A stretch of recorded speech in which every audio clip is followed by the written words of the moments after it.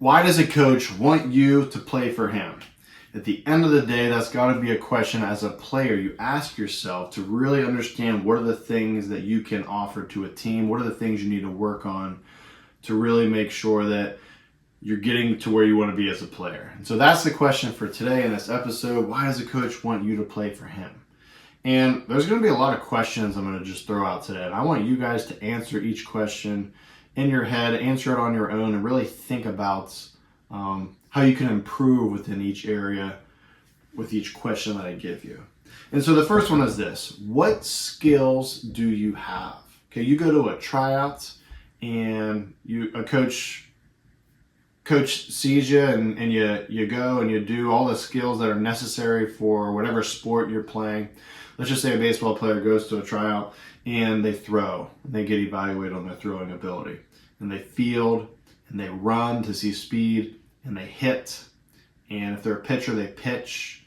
If they're an outfielder, they catch fly balls. If they're a catcher, they throw the ball down to second base. Maybe they block some balls. Infielder, they take infield, and see the coach is watching that as well.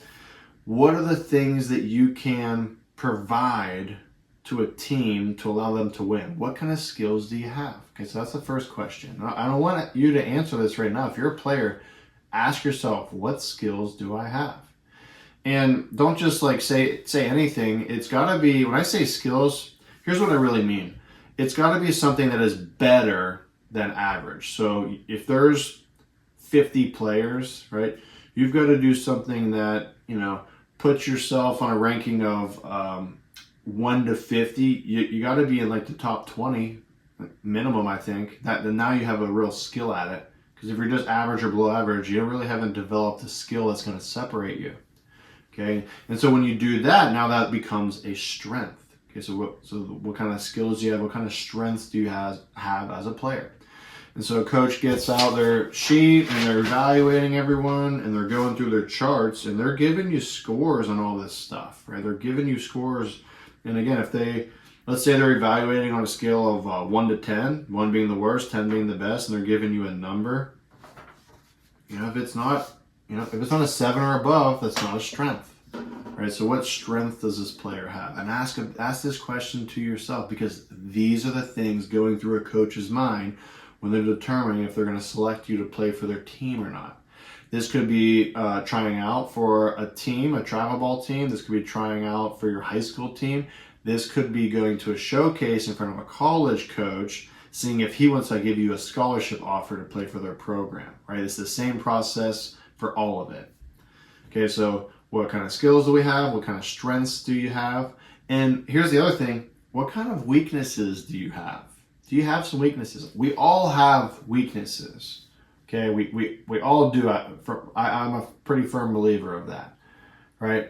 Unless you're LeBron James or Ken Griffey Jr., you're going to have some weaknesses. And so now put yourself in the mind of a coach. When a coach sees your weaknesses, what is he thinking from there, right? He's thinking, okay, now this player is going to be a liability within this one area. For example, if my weakness as a baseball player is I can't catch a fly ball, coach is going to know that's going to be a weakness when putting him in the outfield, right? If I'm a golfer and my weakness is my shots off the tee box, my drives, right? That's if I'm a golf coach and you're going through a tryout, they're evaluating each thing and how it affects the team. Okay, they're evaluating your weaknesses because they want to see how your weaknesses will affect the team and the outcome of games for the future. They're putting you in their mind already, imagining you in a position. How will you handle this weakness?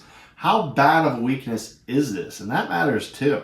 If you're a slower player, that is a weakness. It's okay to own up to that. Try to work on it in your off season, okay? Don't just accept the fact that you're slow. Go work on it so it's less of a weakness for your team. Right? If I'm a baseball player and I crush a ball off the fence, but I can only get a single out of it, that's an extreme weakness. I know like some fences are shorter fences, but let's just say it's a normal field, right? If I'm a player that can turn a double into a triple, a standard double into a triple, that's a strength. But if I'm a player that can't make a standard double, like a nice line drive in the gap that should be a double, if I can't make that double a double and I make that double a triple, or I'm sorry, I make that double a single because I'm too slow, you see now from a coach's mind the difference between those two players? Same hit. One guy turns it into a triple, one guy only makes it a single. That's a huge game. That's a game changer. Okay, so from the top, skills, strengths, weaknesses. Start to evaluate these things. Okay, next question. How will I use them? And you got to think about this in the game. How will I use my strengths in the game, and how will my weaknesses essentially be used against me?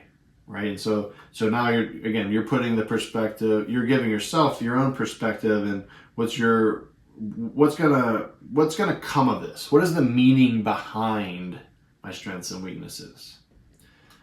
How will they help our team win? And will they be a limitation to making our team lose? Here's another question. So we covered the skill set, okay? We covered the talent, the skill set. And that's stuff that every coach is evaluating and putting a number to.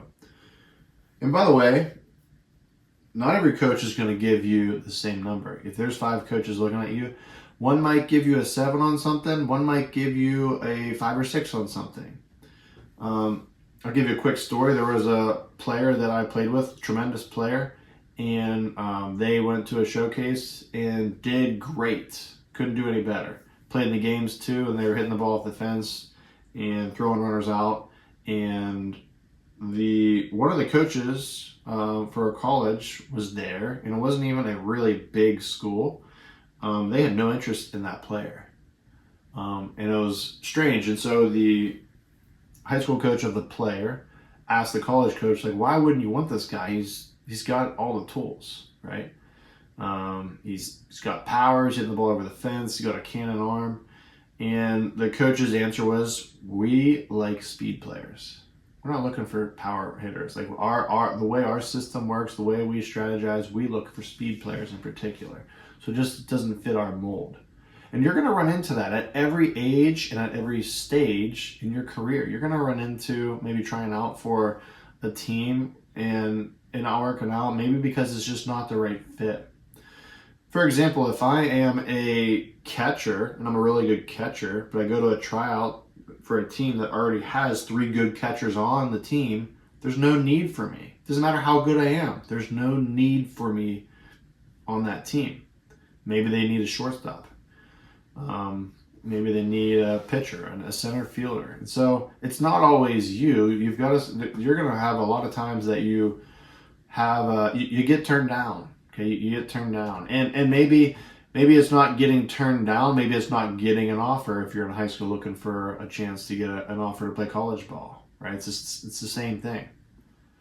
Okay, outside of skill set. Here's questions that coaches are asking, and I guarantee you most players are not thinking about it, but they are watching all of these things. How will this player, listen up, this is big. How will this player affect our team culture? How will this player affect our team culture? Will he be a leader or will he be a distraction? Those are 2 huge ones because teams need leaders. They need more than one too. Teams need leaders. There's leaders that lead by example. There's leaders that lead vocally. You need both. You need both for sure. And if you can have, the more of those, the better. And the more guys that you have on the team that are a distraction, the worse. Okay? And so if you're doing things that are a distraction from the team, you have negative traits about you, you have negative body language on the field, you look like you just play sloppy. You don't look like you're into the game. You never communicate with your teammates. You complain about the umpires. You throw your equipment when you get out. You don't appear to be a good teammate. You don't take coaching well from your coaches, right? You do something wrong, coach goes over to correct it, and you just kind of put your head down, don't listen to them and pout about it. There's so many things that affect team culture that you don't even realize. And you got to make sure that you are not a distraction so that when the coach gets the piece of paper, he's not just crossing an X across your name or putting a red mark, meaning don't want them. You could have on your scores, on your talent, you could have some 8s on there, a 9 on there, so a couple solid 7s on there. You could have great scores, and then all of a sudden he sees bad body language, or he sees that you're affecting the team culture negatively. X. Doesn't care. Doesn't matter. And I do the same thing myself, because it's not worth the headache or stress to me, to my team, to my players when somebody is being a distraction to the team that's going to affect our ability to win games. And that's the thing. It's not culture just for culture. It's culture to win ball games. Right? So you gotta make sure you acquire players that help the team culture to win. That is the end goal, right? We want to win ball games. And we want to do it the right way. But again, those are things that are character related, that directly relate to wins and losses, and are certainly being evaluated by coaches. Okay. Here's the other thing. If he can lead, how well can he lead? Talked about, and will he be a leader by example or a vocal leader?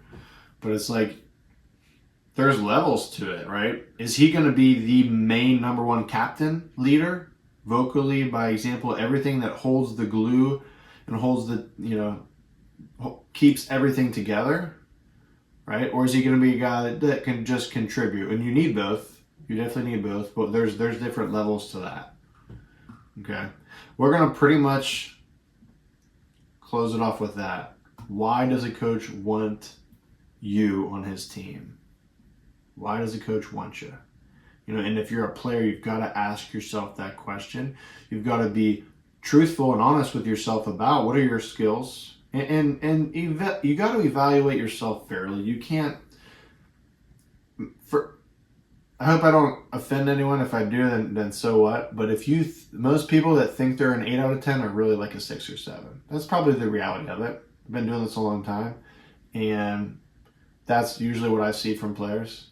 I hear from players, and I'm not saying like they're trying to do this, but even just, you got ears everywhere as a coach. So maybe a player doesn't say this directly to anyone. Maybe you just hear throughout conversation, right? But you can kind of get the feel a player feels like he's maybe like a top player, top 2 players on the team, when as a coach, maybe he's like in the middle of the pack.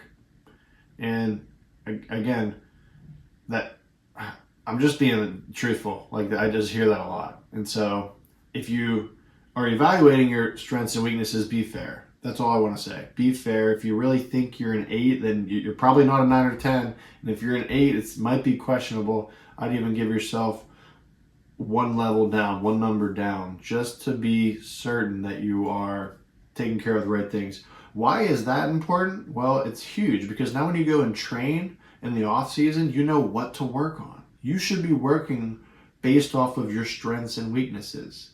You should be trying to take your strengths to another level forward instead of just keeping them there. Try to take your strength to an elite level. Now you'll really separate yourself, and then look at these weaknesses, and let's bring those weaknesses up so they're not so bad. So that now when I hit a double in the gap, maybe it should be a double in the gap. I'm not going to be stuck on first base. So I'll leave it with that. Why does a coach want to play for you? And if you have questions, put it in the comments below. If you want to reach out to me personally, my Instagram is always down below as well. You can shoot me a message.